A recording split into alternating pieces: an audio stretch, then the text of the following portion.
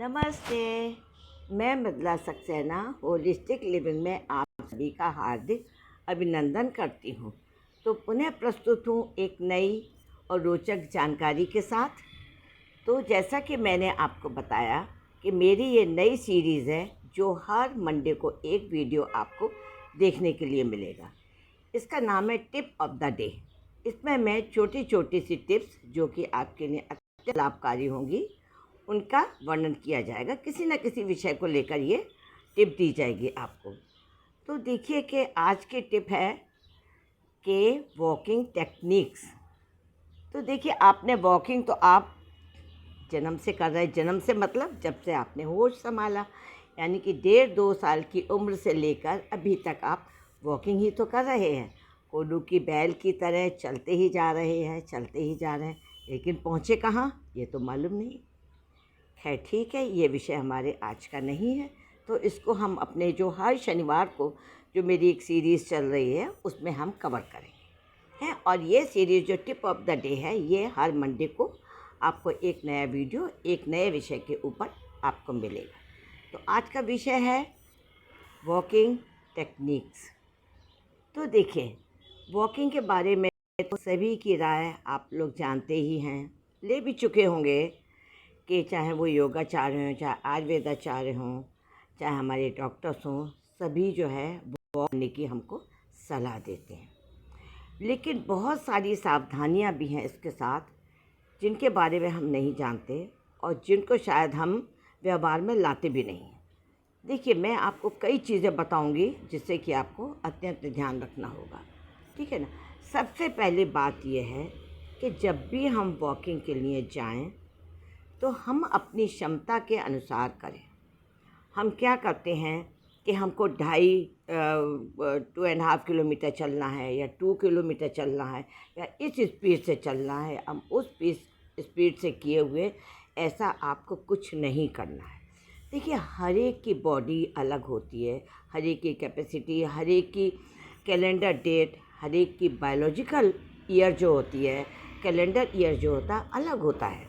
हम सभी को एक तरह से नहीं गिन सकते हैं।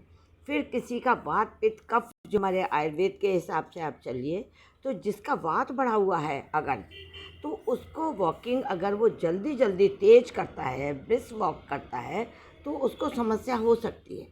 तो काफ़ी सारी सावधानियां आपको रखनी होंगी, क्योंकि हम सोचते हैं वॉकिंग में क्या है, वॉकिंग में क्या सोचना, लिए जूते पहने और निकल पड़े अपने वॉक करने के लिए। नहीं, तो आइए मैं आपको टिप देती हूँ। देखिए, सबसे पहली टिप मैंने आपको यही बताई कि अपनी क्षमता के अनुसार चलें। क्योंकि जैसे ही आपको लगे कि आप थक रहे हैं, अब आपसे नहीं चला जाएगा, आप बीच में ब्रेक में आप जो है बैठ जाएं, कोई बेंच वगैरह कहीं भी बैठ जाएं, आप ब्रेक लें और उसके बाद आप फिर चलना शुरू करें।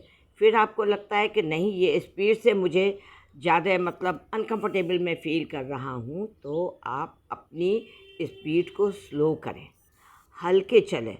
क्योंकि चलने का फ़ायदा तो वैसे भी आपको मिल ही रहा है ना। क्योंकि चलने से आपको खाली फिज़िकली नहीं, आप देखिए कि इमोशनली भी, मेंटली भी आपका मन खुश हो रहा है। ताज़ी फ्रेश हवा आपके अंदर जा रही है, ज़्यादा ऑक्सीजन जा रही है, उससे आपके अंदर के अंग भी मजबूत हो रहे हैं और ऊपर से आपका मन भी खुश हो रहा है। तो पहली टिप यह है कि आप अपनी कैपेसिटी के अकॉर्डिंगली वॉक करें।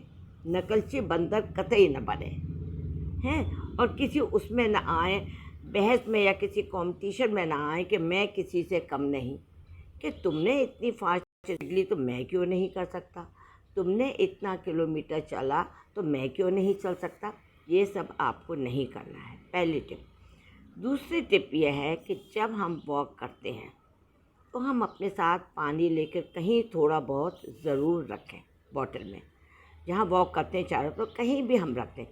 कभी भी हमको लगता है कि हमारा गला सूख रहा है, बहुत बार होता है, मैंने देखा कि गला सूखने लगता है, आप तुरंत रुकें और पानी पिएं या बहुत छोटी सी बॉटल अपने साथ लेकर चलें। जैसे भी आपको करना है, मैं आपको टिप दे रही हूँ। एकदम से कभी लगता है कि नहीं, हमको एकदम से लग रहा है अनकंफर्टेबल, एकदम फील करने लगे आप, तो पानी पीने से आपको एकदम राहत मिलेगी। दूसरी बात आप ये करें। तीसरी बात ये है कि आपने देखा है कि जब हम फ्रंट वॉकिंग करते हैं, फ्रंट वॉकिंग ही करते हैं और तो कोई दूसरा वॉकिंग का तरीका ही नहीं है, तो हमारे जो घुटने जो हैं उनकी सबसे बड़ी जिम्मेदारी, सबसे बड़ी रिस्पॉन्सिबिलिटी है हमारे इस शरीर को संभालने की। जितना ज़्यादा वज़न हमारा होता है तो कूल्हे की हड्डी पर तो कम, लेकिन घुटनों पर अधिक भार आता है, क्योंकि वो हमारे जॉइंट हैं, वो हमारे जोड़ हैं, वो चलते हैं। उनको फ्लेक्सिबल तभी रखा जा सकता है जबकि घुटनों के आसपास की मसल्स हमारी फ्लेक्सिबल होंगी। अगर उसमें स्टिफनेस है और उनमें खिंचाव हो रहा है या दुखाव हो रहा है तो आपको चलने में परेशानी होगी। तो आखिर मसल्स को हम हेल्दी रखने के लिए हमको क्या करना चाहिए? तो सबसे पहले तो आपको क्या करना है, सपोज़ कि आपका 10 मिनट का वॉकिंग करने का टाइम, मैं आपको एक एग्जांपल से समझा रही हूँ, आप अकॉर्डिंगली उसको कर लीजिएगा। जैसे कि आप 10 मिनट वॉक करते हैं तो फ्रंट वॉक ही करते हैं, तो 10 मिनट आप फ्रंट वॉक की जगह आप 6 मिनट फ्रंट वॉक कीजिए, 2 मिनट आप बैक वॉकिंग कीजिए। अब आप कहेंगे ये क्या नई चीज़ है? आप उल्टे चलिए, आप देखेंगे कि जो मसल्स आगे चलने से आपकी एक्टिवेट हो रही थी और पीछे की मसल्स इतनी एक्टिवेट नहीं हो रही थी, उनमें खून का दौरा तो हो रहा था, ब्लड सर्कुलेशन तो था, लेकिन जिस तरह से आगे के मसल्स में था उस तरीके से नहीं था। जब आप बैक वॉकिंग करेंगे, यानी कि उल्टे चलना, जब आप बैक वॉकिंग करेंगे तो आप स्वयं ही महसूस करेंगे। मेरा वीडियो सुनने के तुरंत बाद, आप बाहर जाने का समय नहीं है या आपके पास जगह एकदम से नहीं है, तो आप घर में ही करके देखिएगा कि जब हम बैक वॉकिंग करते हैं तो हमारी पीछे की मसल्स कितनी रिलैक्स होती हैं। तो आप कम से कम 2 से ढाई मिनट वो कर लीजिए, ठीक है। इसके बाद करने के बाद आप साइड वॉकिंग करेंगे, क्योंकि हमारे साइड की मसल्स भी तो हैं, इन्हीं मसल्स ने तो ग्रिप करी हुई है हमारे घुटनों के लिए। तो साइड वॉकिंग कैसे करेंगे? जब भी आप फ्रंट वॉकिंग करते हैं तो एक कदम के बाद आप दूसरा कदम रखते हैं, ऐसे करते हैं।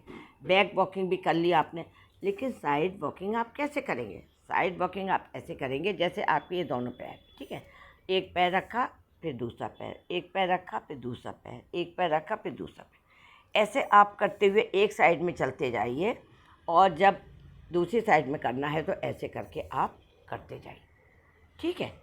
तो ये हो गई आपकी साइड वॉकिंग। ये आप 3 तरह से अगर आप वॉकिंग करेंगे तो आप देखेंगे आपके घुटनों की चारों तरफ के मसल्स इतनी रिलैक्स हो जाएंगी कि स्टिफनेस है वो धीरे धीरे निकल जाएगी और आप बहुत रिलैक्स हो जाएंगे। आपको बहुत अच्छा लगेगा कि ये वॉकिंग करके कि मुझे बहुत रिलैक्स फील हो रहा है। तीसरी टिप आपको क्या करनी है कि जैसे आजकल तो सभी लोग फ्लैट्स में ही रहते हैं, कि आप जो हैं फ्लैट में रहते हैं, समझो आपका 6th फ्लोर का है फ्लैट, तो आप जब भी लिफ्ट से जाएँ तो 5th फ्लोर का बटन दबाइए, 5th फ्लोर तक लिफ्ट से जाइए और एक फ्लोर आप अपने पैदल चल के जाइए, सीढ़ियों से चल के जाइए। इससे भी आपके घुटनों की मसल्स को अलग तरह से देखिए, मसल्स की हरकत होगी, अलग तरीके से वो चलेंगी, ठीक है ना, क्योंकि हमको पूरी तरह से स्वस्थ करना है ना अपने आप को, क्योंकि वॉकिंग टेक्निक सिखा रही हूँ ना आपको। अब जो जवान होंगे, यंग होंगे बच्चे छोटे, वो तो तेज़ तेज़ दौड़ दौड़ के भी चलेंगे सीढ़ी पे, लेकिन प्लीज़ मैंने पहले ही कहा, सबसे पहली बात यही कही कि आपको अपनी कैपेसिटी, अपनी उम्र, अपनी क्षमता के अनुकूल ही करना है। तो आप एक सीढ़ी जो है चढ़ें, और जब भी आप उतरें तो सपोज़ एक माले पे उतर जाएं, वहाँ से लिफ्ट दबाएं, या अपने अपने माले से दबाई तो ग्राउंड फ्लोर की जगह आप फर्स्ट फ्लोर पर उतरें और एक माले जो हैं आप पैदल चल के जाएँ। ऐसा एक माला चढ़ने उतरने से आपको स्ट्रेन भी नहीं होगा और आपके पैर बहुत दुरुस्त हो जाएंगे और किसी चीज़ की ज़रूरत नहीं पड़ेगी। बाकी आगे के अपनी वीडियोस में मैं कौन कौन सी एक्सरसाइज और भी घुटनों को दुरुस्त करने के लिए और क्या क्या उपाय करने चाहिए मैं वो भी बताऊंगी। तो आज के लिए बस इतना ही।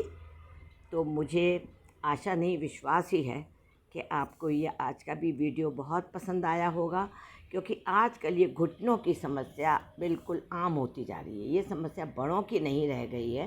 पहले तो एक उम्र के लोगों के लिए ये समस्या गिनी जाती थी, लेकिन आज तो बच्चों को भी ये समस्या हो रही है। तो आज के लिए बस इतना ही। अगर मेरे वीडियो आपको पसंद आ रहे हैं तो लाइक का बटन दबाइए, सब्सक्राइब कीजिए और उसको शेयर कीजिए और ज़्यादा से ज़्यादा लोगों तक पहुंचाइए, जिससे कि और लोग भी इसका लाभ उठा सकें। तो अभी के लिए बस इतना ही।